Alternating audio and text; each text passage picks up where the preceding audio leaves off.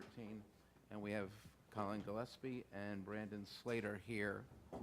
And again, give us a chance to get the microphone to you so ASAP can pick up the question and the answer. So we will take questions for the Villanova players, and we'll go right over here, Austin.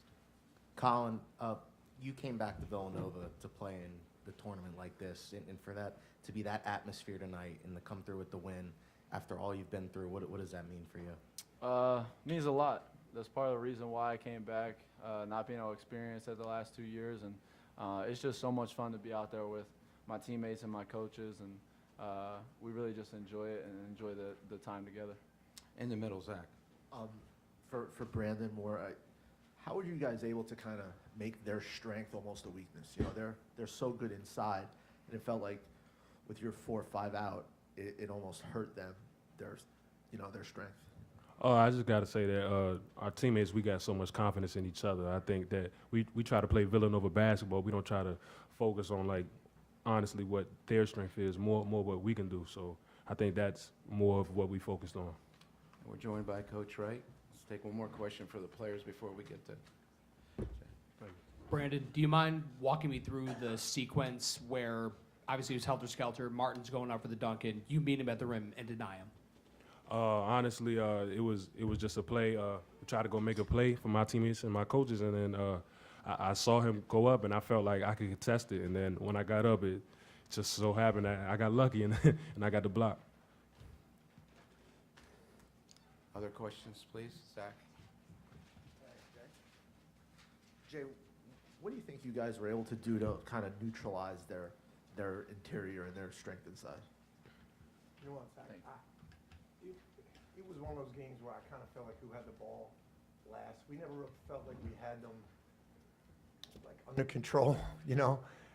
Sanogo was so tough inside, but if you put too much pressure on him, Martin's hitting threes and Cole's making plays. I think we had a good balance, let's put it that way. I think we had a good balance of playing them tough inside. We did it as a team. We couldn't just put one guy on them. We tried to do that before with Dixon, just put Dixon on him, and he's just too young right now, you know. But I thought we just had a good balance of keeping their inside under control and their perimeter guys. Zach? Did the atmosphere and the electricity in the building? It almost kind of felt like, not to disparage the current league, but felt like the old league tonight a little bit with the level of play. What did you just think overall of what it was like? I'm sure I'm biased, but I'm just going to be honest. Friday night, Madison Square Garden, semifinals, Billy Joel's playing, Villanova, Connecticut. If you grow up in the Northeast, it's a basketball junkie's dream. Like, this rivals the NCAA tournament. This rivals, we talk about this, coaches in our league talk about this, like, what's better, Sweet 16 or playing in the Garden on Friday night, or winning a Big East championship? There's no atmosphere like this anywhere in the world for basketball. The juice in there, man, you can feel it when you come out there, and the electricity, it's incredible, man. We're so blessed to be a part of it, and I'll never forget the games that you play in here. This is an awesome atmosphere. Right in front, Mark. Coach, let's talk about the second half. You guys really start to get in the flow and balance in your half-court offense, and Colin really settled down. And could you talk about just the maturity and the calmness you played in the second half? Well, look, they're an outstanding team, extremely well coached. They can beat anybody in the country. They're going to make a run in the NCAA tournament. They took away Justin and Colin, so they forced Justin and Colin. If they have egos and just want to get their points, they're going to beat us. But Colin gets 10 assists. They start doubling him. He just found people. And then you got to have other players, great players, that make plays, and Slate and Jermaine Samuels. But what Colin did was just read what they were doing, find his teammates, make plays for everybody else. And that's what makes us a good team. That's what makes him a great player. Okay, we're good. Jay, it sure looked like Jermaine wasn't really dealing with those back spasms tonight with his performance. What did you make of his performance tonight? It's unbelievable. I mean, these guys will tell you. He couldn't. We got a chiropractor up here from Philly, came up, I think got up here like 4 o'clock. We have a masseuse with us. He couldn't go through walkthrough today. He couldn't stand long enough to go through walkthrough. I don't I'm amazed at him. But once he gets going, he's done this before in his career with injuries. He played with a broken finger last year, had surgery. He missed the whole summer, had surgery, but he played with a broken finger. He's a tough kid, man. He's a really tough kid and a great competitor. Right in the middle. Coach, you brought up Tyrese Martin briefly. It's 6'6". What matchup difficulties does he bring for you guys?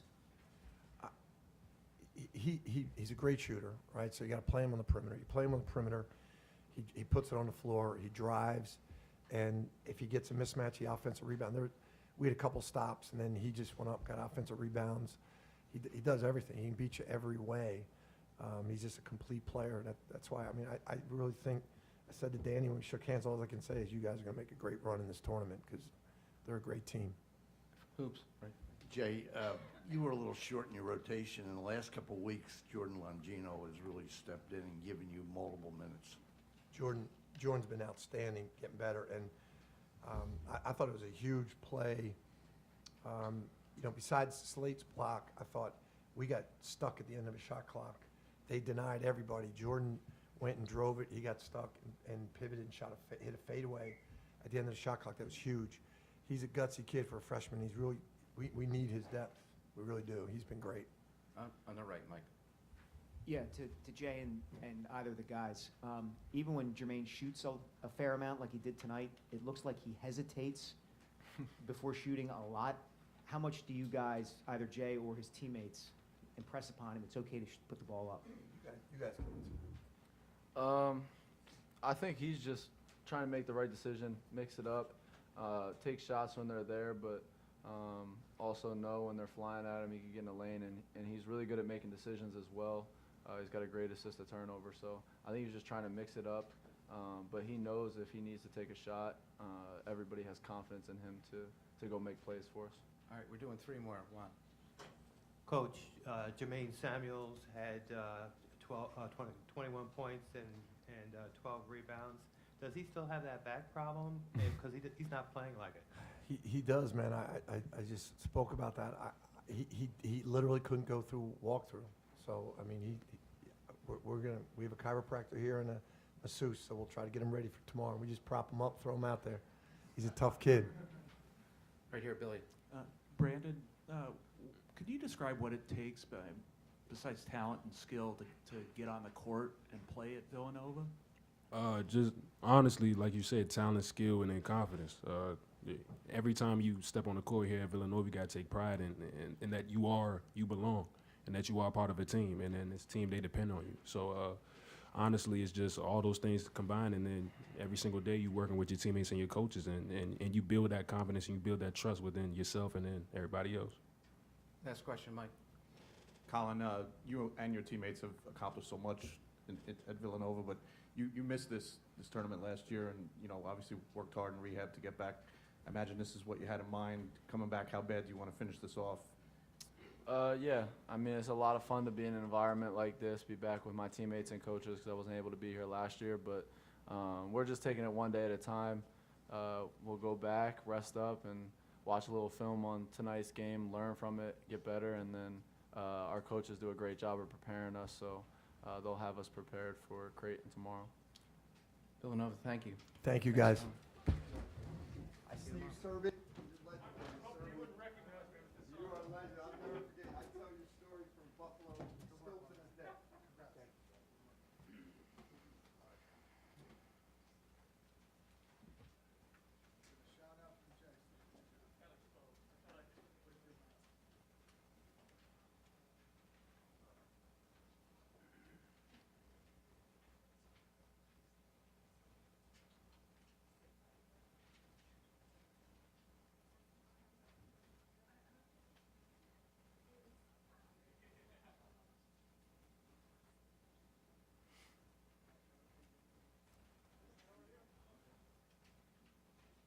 We also have a Villanova semifinal note. They've won their last 6 straight semifinal games. Last loss, 2009 to Louisville.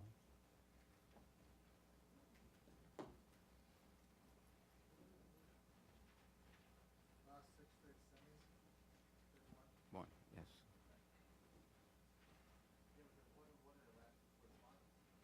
And they're 1-1 in the last 2 quarterfinals.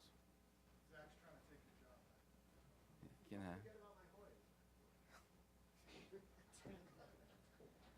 We'll see if that shows up on ASAP.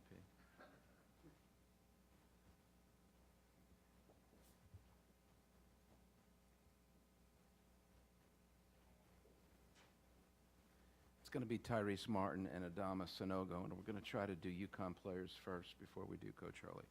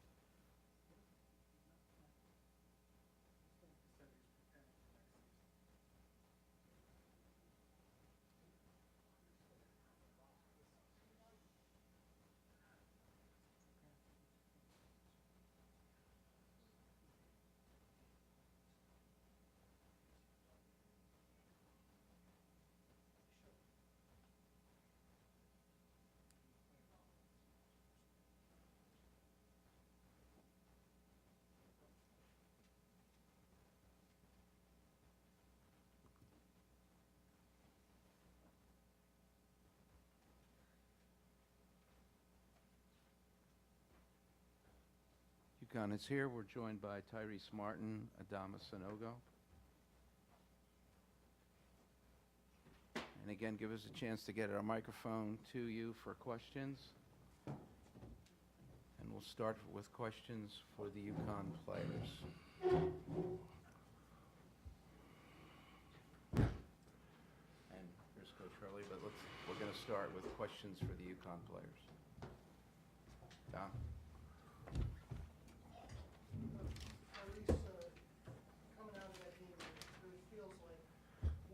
Like you guys left it all on the floor. Is that the way you feel, that you guys left everything you had out there? I mean, yeah, for sure. I mean, we were playing to get to the championship game tonight, so we had no other option but to leave everything out there. And I feel like we did that, and we just came up short. Dave, no, Tyrese, as badly as you guys wanted this game, wanted this tournament, is it incumbent upon you and maybe some of the other veteran players to kind of get past this loss and, you know, focus on next week and the things you can still do this season next week? Yeah, we definitely got to look and see in the different areas where we didn't capitalize. You know, going into this tournament, we're going to play a lot of teams of that caliber. In order for us to go deep, we're going to have to kind of win those games. So, I mean, we can't let this break us right here. We just got to learn from it, see what we could do better so we can make a great run in March. Devin here on the left. Tyrese, you guys out-rebounded them, and as you said, your effort was good. What do you think prevented you from winning today? Just capitalizing on the opportunities we need to. I mean, that team's not a team that makes a lot of mistakes. So when we get the opportunities off their mistakes and things like that, we got to be able to convert. And I feel like we didn't do that to our best of our ability tonight. So, but we rarely lose when teams when we out-rebound teams. So, I mean, we stuck to our identity tonight. We did the things we had to do. We just came up short. In the middle, Mike. For Adama, Adama, how would you just assess how these 2 games went for you and what you learned from this whole experience? Yeah, like today, we had to win this game to go to the final, to play the final game tonight. So we came out short, and I think I did a lot of mistake on last 2 games, yesterday game and today game. But we're gonna go back to watch a film, and because I think I did a lot of mistake that I need to like fix it going to a match my next tournament. Yeah. We're going to do 2 more right in here in the middle. And then, Adama, could you just talk about Tyrese a little bit? You know, he had 19 points for you guys tonight. What does he mean to you guys? It means a lot. It means a lot to us. You know, we all know what Tyrese can do and what Tyrese brings to this team. You know, yesterday game, you know, it was like he carried us, and today, you know, we were able to stay in the game because of him. So he meant everything to us. Yeah. last one, Adam. With you guys, Jay was just in here saying he thinks you guys are going to make a run in the NCAA tournament. You can beat anybody in the country. Just despite this loss, how confident are you going into the tournament and about making a run? We real confident. I mean, like I said earlier, we're not going to let this break us. We're just going to go back and learn from it to see what we could get better at, knowing that there's going to be teams like tonight that we're going to play in March, and we're going to have to win those games to go deep. So we're not going to let this break us. It'll hurt tonight, but come Selection Sunday when we see where we're at and who we're playing, I mean, I think it's going to be a whole different kind of energy. Tyrese? Yeah, I agree with Tyrese. The only thing we can do now, put this game behind us, go back, watch film, and get ready for the next game. Yeah. Tyrese and Adama, thank you. Gotcha. Yeah, I mean, for me, I would say this, if you'd have said to me just going into the game that, we would hold Gillespie to 5, 5 on only 5 shot attempts, Moore to 6 points, on 3 for 9 shooting, and Daniels 2 for 10. So, 5, 6, and 6, I'd probably say how many did we win by? The plan was to, make their others beat us, and guys that, for the season or throughout their career have, shot in the high 20s and low 30s from 3, stepped up tonight in Slater and Samuels, and won that game. So, Dom, over here on the right. Yeah, Dan, compared to last year at this time, the loss to Creighton a year ago, do you feel that you guys are better prepared, better equipped for what's next than you were a year ago at this time? Yeah, you know what? Villanova is really good. I mean, Villanova is the type of team, that you'd be facing in a Sweet 16 game potentially to go to an Elite 8. That's their quality. So obviously we had a bunch of opportunities in and around the basket that in the end. Villanova beat you. Tyrese said it well. Just they make so few mistakes, and we made a couple too many. And again, 2 older guys, 21 and 12 and 15, and for Slater, that was the difference in the game. Those guys beat us, and we dared them to beat us. In the middle, Zach. Dan, what did they do so well, just in terms of kind of neutralizing your advantage in the interior? Yeah, I mean, Zach, if you watch the game, the Bolt, got in there, pretty good. We missed some opportunities there around the basket. They're obviously an excellent defensive team, so usually excellent defensive teams make it hard on you. But Villanova usually makes it really, really hard for the teams they play against because they're just an excellent defensive team. The switching and how hard they work to front the post once they switch, and just being in the gaps. They don't make a lot of mistakes. Did they make any different? Did they do anything different against Adama than the last time? No, I think Adama probably wishes he had a couple of those back. It was particularly the beginning of the second half. There was a chance for him to really take over, and unfortunately, just a couple of those spun out. But I'll take that all day long with him because he's carried us what he's done for the program the last 2 years has been substantial. Two more. Coach Hurley, it looked like you guys came out in a zone for the last stretch there. What was the rationale on that, and how do you think you guys executed that? Yeah, I mean, we've done that at times, I listen, the two back-breaking plays defensively for us were, Longino's, midi fadeaway as the shot clock was running down, and then, the late switch roll, to beat the shot clock with Dixon. So, just something, just to try to, they're so good against pressure, like full court diamond, that they just slice and dice you. So, the 1-3-1 three-quarter court was something we were kind of saving, for some point in the second half, and it created opportunities for us to have a chance. Obviously, a chance, down 3 to get that defensive rebound now. Gavin. Dan, you've come so close in 2 straight semifinals now. Is there anything you can pinpoint that you need to do to get over that hump, or is it just a matter of execution? Yeah, I just think, first of all, it's hard to do. I mean, I don't know, the 2004, 2005 was the last time, UConn was back-to-back Big East semifinals. So what this group has accomplished in 2 years in this tournament is very hard to do. It's deflating. There's got to set lofty goals and really high standards, and that this team wanted a regular season championship and wanted a Big East Conference championship. We didn't get either, but we strived for them, I think, in an honorable way. And this team has had a very, very good year, and nothing to be ashamed about here. It's gonna hurt like shit until probably until Sunday morning, and we start thinking about the selection show. But this is a formidable team. Villanova is outstanding. They're very, very hard to beat. And again, that's the type of team that we'll face if we're fortunate enough to advance in the NCAA tournament. That's the type of team that you're probably playing in a Sweet 16. So, and we were right there. Last one, Mike. Dan, generally, I'm wondering, what do you think is the next step for Adama? And specifically, with him, do you think he had a few opportunities to finish today if he went up with power for a dunk instead of finesse? Yeah, I don't want to micromanage a guy that was like the Kareem Abdul-Jabbar, top 5 centers in the country, first team all conference. This guy has carried us in large part. We would be nowhere near where we are without Adama Sanogo, coming into our program. Since he's been here, the whole program has changed. He's still a young player. I mean, this guy's a sophomore, and he's a special player, and he's just got to kind of put this behind him and get ready for the for the NCAA tournament. But this guy's carried us the whole year and has had incredible accolades. Dan, thank you. Charlotte, I'll meet you out front.